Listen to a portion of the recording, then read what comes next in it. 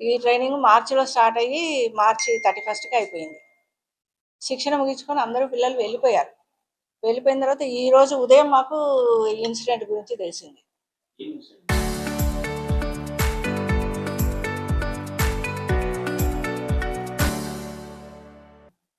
అది అంటే మాకు పిల్లలందరూ ఇట్లా ఫోటోస్ మార్ఫింగ్ చేశారు అది ఇది అని చెప్పారు.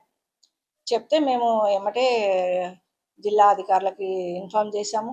వాళ్ళ ఆదేశాల ప్రకారం పోలీస్ కంప్లెయింట్ ఇచ్చాము.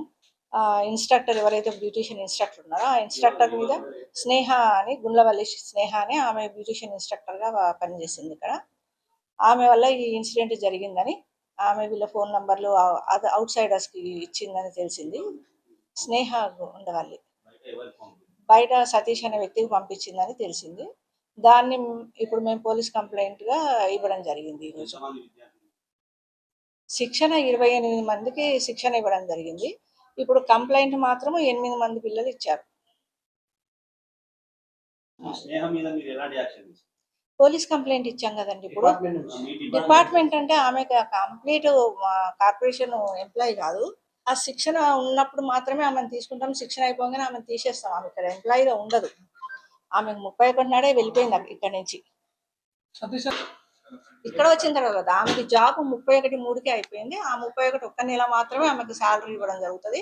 తర్వాత ఆమెతోటి మనకి మళ్ళీ ఏదైనా బ్యాచ్ స్టార్ట్ అయితే తీసుకున్న వాళ్ళం మేము. ఇప్పుడు ఈ ఇన్సిడెంట్ జరిగింది కాబట్టి ఇప్పుడు ఆమె ఫర్దర్ ఏ ట్రైనింగ్ ప్రోగ్రామ్‌కి ఆమెను తీసుకోవడం జరిగింది. ఇప్పుడు పిల్లలు వాళ్ళ పేరెంట్స్ తోటి వచ్చారు. పిల్లలే కంప్లెయింట్ ఇచ్చారు.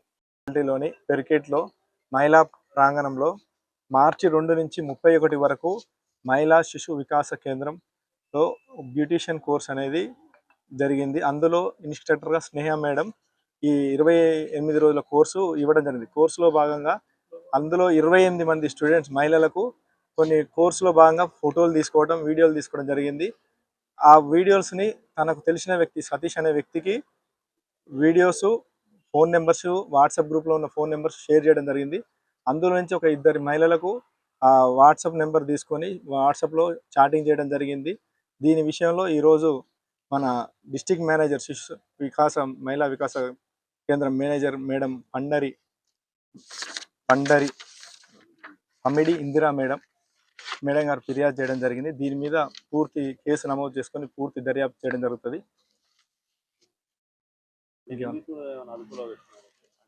నిందితులను పట్టుకోవడానికి స్పెషల్ టీం ఏర్పాటు చేయడం జరిగింది. త్వరలో నిందితులను పట్టుకొని పూర్తి విచారణ చేసి చేయడం జరుగుతుంది.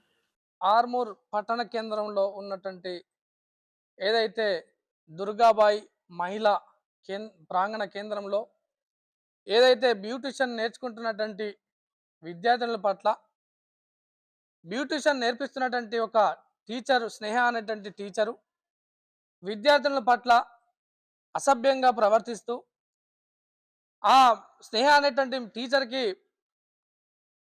ఒక పరిచయం ఏర్పడింది వేరే బయట వ్యక్తితోని. ఆ బయట వ్యక్తికి ప్రతిరోజు కాంటాక్ట్స్లలో కాల్ కానీ మెసేజ్లు కానీ వాట్సాప్లలో ఫోటోలు ఈ విధంగా మెసేజ్లు చేయడం జరుగుతూ ఉంది. ఇదంతా బాగుంది. ఇక్కడ పనిచేసేటువంటి టీచరు స్నేహ అనేటువంటి టీచరు విద్యార్థినుల పట్ల వారి అశ్లీల చిత్రాలను తీసి వారి కావాల్సినటువంటి వ్యక్తులకు ఫోటోలు షేర్ చేయడం జరిగింది. ఎంత అమానుషం, ఎంత ఖండించాల్సిన ఘటన. ఈరోజు విద్యార్థులకు హాస్టళ్లలో కానీ అదేవిధంగా ఇట్లాంటి ప్రాంగణాలలో కూడా మహిళలకు రక్షణ లేకపోతే మరి ఎక్కడ రక్షణ దొరుకుతుందని చెప్పేసి ఒకసారి ఆలోచన చేయాల్సిన అవసరం ఉంది.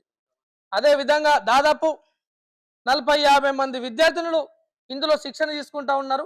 ప్రతి ఒక్క విద్యార్థిని ఫోటో తీసి ఈరోజు ఎవరికి పడితే వాళ్లకు ఫోటోలు వీడియోలు షేర్ చేస్తే అక్కడ ఉన్నటువంటి వ్యక్తి ఇక్కడ ఉన్నటువంటి అమ్మాయిల పర్సనల్ డీటెయిల్స్ అని తీసుకొని రాత్రి అర్ధరాత్రి అనేటువంటి సమయం సందర్భం లేని టైంలో కూడా మెసేజ్లు పెడుతూ నువ్వు చీర కట్టుకున్నావు, నువ్వు ఇట్లా ఉన్నావు, నువ్వు ఈ విధంగా డ్రెస్ వేసుకున్నావు అనేటువంటి విధానాన్ని ఇల్లీగల్గా తను మాట్లాడడం అంటే ఎంత ఘోరం అనేటువంటి విషయాన్ని మనం ఒకసారి ఆలోచన చేయాల్సిన అవసరం ఉంది. అదే విధంగా అక్కడ ఉన్నటువంటి వ్యక్తి నాకు కారు ఉంది, నాతో నువ్వు వస్తారా అని చెప్పేసి ఈ విధంగా ఒక అమ్మాయిల పట్ల మాట్లాడేటువంటి భాష విధానం ఏ పద్ధతిలో కరెక్ట్ అవుతుందని చెప్పేసి ఒకసారి ఆలోచన చేయాల్సిన అవసరం ఉంది. ఇక్కడ ఉన్నటువంటి ప్రిన్సిపల్ గారు ఇందిరా మేడం గారు అసలు ఏమాత్రం విషయం ఏమాత్రం కూడా తనకు అవసరం లేనట్టుగా, తనకు సంబంధం లేనట్టుగా, తన పాత్ర ఏం లేనట్టుగా తను తప్పించుకోవడం కోసం ప్రయత్నం చేస్తూ ఉంది. ఇక్కడ విషయం తెలుసుకున్న మేము మీడియా మిత్రులు కూడా వచ్చి ఆ జరిగినటువంటి అంశం మాట్లాడితే మీడియా మిత్రులని విద్యా సంఘాలను పక్కన నిలబెట్టి వెనకాల నుంచి ఒక డోర్ లోకి వెళ్ళి ఆ స్నేహ అనేటువంటి టీచర్ ని పంపేయడం వల్ల దాని వెనకాల ఉండేటువంటి అంతర్యం ఏందో మాకు అర్థం కాలేటువంటి విషయం అని స్పష్టంగా అర్థమవుతుంది. మేడం గారు ఒకవైపున ఈ ఏదైతే అశ్లీల చిత్రాల పంపిణీ జరుగుతుందో, ఈ వ్యవహారం జరుగుతుందో దీంట్లో ఇందిరా మేడం గారి పాత్ర స్పష్టంగా మాకు కనిపిస్తా ఉంది. ఈమె పాత్రలు ఉందనే విషయం మాకైతే స్పష్టంగా అర్థమవుతుంది. మీరు ఈ అమ్మాయిల ఫోటోలు వీడియోలు పంపించి ఎంత లాభం తీసుకున్నారు, డబ్బులు తీసుకున్నారనే విషయం మీ సందర్భంగా అడుగుతున్నాను. మీకేమాత్రమైనా ఉందా? తోటి అమ్మాయిలు మీ పిల్లల లెక్క భావించాల్సింది పోయి ఈ రోజు విద్యార్థుల వీడియోలు ఫోటోలు ఈ రోజు మీరు పంపిస్తా ఉన్నారంటే మరి మీ పాత్ర ఎంతవరకు ఉందన్నట్టు విషయం మాకు అర్థమవుతుంది. కాబట్టి దీనిపైన ఇక్కడనే పోలీస్ సిబ్బంది కూడా పోలీసు వాళ్ళు కూడా రావడం జరిగింది. మమ్మల్ని మీరు ఏం జరగలేదండిగా తన వాళ్ళ పరిధిలో వాళ్ళు విచారణ చేపడుతున్నాం అని చెప్తా ఉన్నారు. మేము స్పష్టంగా చెప్పేది ఏంటంటే దీని మీద సమగ్రంగా విచారణ జరిపించాల్సిన అవసరం ఉంది.